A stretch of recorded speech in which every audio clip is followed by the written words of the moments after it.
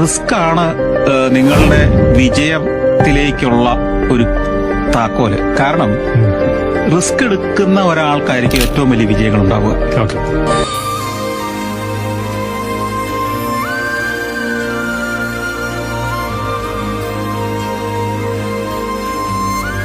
Hey guys, കഴിഞ്ഞ വീഡിയോയിൽ ഞാൻ പറഞ്ഞിട്ടുണ്ടായിരുന്നു പപ്പ എനിക്ക് അവിടുത്തെ കൃഷിയുടെ വിളവൊക്കെ എടുത്തിട്ട് വീഡിയോ അയച്ചു തരാറുണ്ടെന്ന് കേട്ടോ.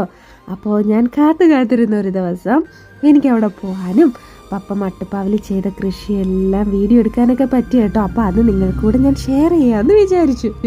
ഈ വീഡിയോ എടുത്തു കഴിഞ്ഞിപ്പോൾ എഡിറ്റ് ചെയ്തുകൊണ്ടിരിക്കുമ്പോഴും ഞാൻ വിചാരിക്കും ഇത് പോയി ഷൂട്ട് ചെയ്തില്ലായിരുന്നെങ്കിൽ എനിക്ക് വല്ലാത്ത മിസ്സിങ് ആയിപ്പോയത്. കാരണം പപ്പ ഫസ്റ്റ് ടൈം മട്ടുപ്പാവിൽ നമ്മൾ ഇത്രത്തോളം വിളവെടുത്ത ഒരു സംഭവം ഒന്ന് ക്യാപ്ചർ ചെയ്ത് അതൊരു മെമ്മറി ആയിട്ട് വെക്കാൻ പറ്റിയില്ലായിരുന്നെങ്കിൽ വല്ലാത്ത മിസ്സിങ് ആയിപ്പോയേനെ.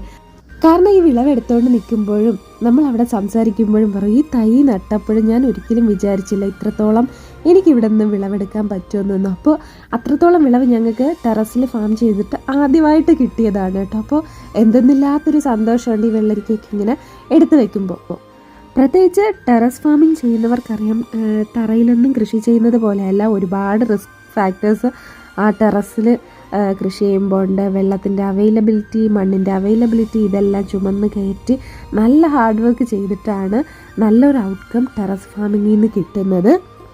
പ്രത്യേകിച്ച് ഞാൻ പറഞ്ഞായിരുന്നു പപ്പയാണെങ്കിൽ പപ്പയ്ക്ക് കിട്ടുന്ന ആ ഒരു ചെറിയ ഗ്യാപ്പ് ഫില്ല് ചെയ്യാൻ വേണ്ടിയിട്ട് സ്റ്റാർട്ട് ചെയ്ത ഒരു പരിപാടിയാണ്. അതിൽ നിന്ന് ഇത്രത്തോളം വിളവെടുക്കുമ്പോൾ എന്തെന്നില്ലാത്ത സന്തോഷമുണ്ട് കേട്ടോ.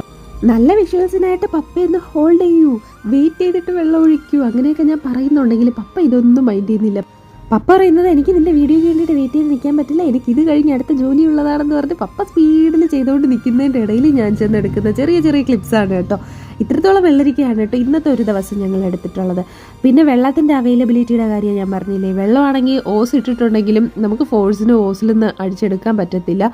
താഴെ ഒരു ചെറിയ ബക്കറ്റോ എന്തെങ്കിലും വെച്ചിട്ട് അതിൽ ഫില്ല് ചെയ്തിട്ട് ഓരോ മഗ്ഗായിട്ട് കോരി ഒഴിക്കാനേ പറ്റുള്ളൂ. അപ്പോൾ ഇട്ട എഫേർട്ട് ഒന്നും വെറുതെ ആയില്ല. നല്ലൊരു വിളവ് തന്നെ ഈ ഒരു അറ്റംപ്റ്റിൽ കിട്ടിയിട്ടുണ്ട്. അങ്ങനെ അഭിമാനപുരസരം ഇന്ന് കിട്ടിയ വിളവുമായിട്ട് അമ്മയുടെ കയ്യിൽ ഏൽപ്പിക്കാൻ പോവാണ്. ഇന്ന് ആ വിളവ് ഏറ്റുവാങ്ങാൻ ഹായും കൂടെ ഉണ്ട്. വീഡിയോ നിങ്ങൾക്ക് ഇഷ്ടമായി എന്ന് വിചാരിക്കുന്നു. വീഡിയോ ഇഷ്ടമായാൽ ലൈക്ക്, ഷെയർ ആൻഡ് സബ്സ്ക്രൈബ്.